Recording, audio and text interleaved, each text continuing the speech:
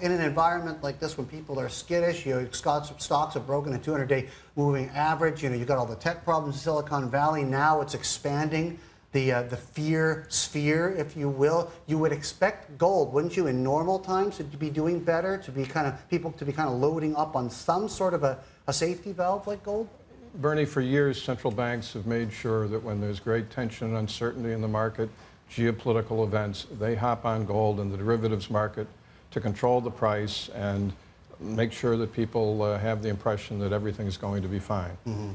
And that's what we have right now, basically. Yeah, they're in the market actively trying to put on that guise, trying to put on that facade. The Director of Market Operations for the Banque de France, Alexander Gautier, told the London Bullion Market Association a few years ago that his bank is trading gold nearly on a daily basis for its own account and other central bank accounts. The Bank for International Settlements monthly and annual reports show that their gold swaps, leases, and derivatives have exploded from virtually zero a year and a half ago to more than 500 tons today. That suggests great concern among central banks about the gold price getting out of control.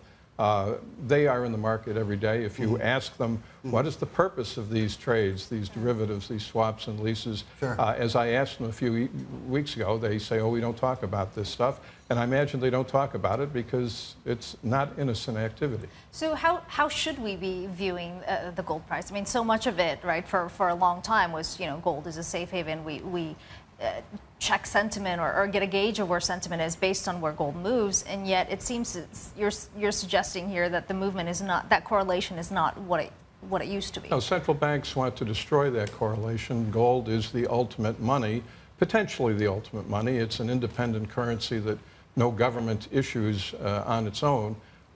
If gold is traded freely, it becomes the determinant of all currency values and interest rates. Central bank archives show this great concern, and that's why central banks are trading gold so frequently, largely through the derivatives markets, the futures, swaps, options. But their great power in this market rigging is not their ability to create infinite money and to trade so surreptitiously. I think it's the complicity of the mainstream financial news organizations. They will not ask a central bank a specific question about its surreptitious trading in the gold market.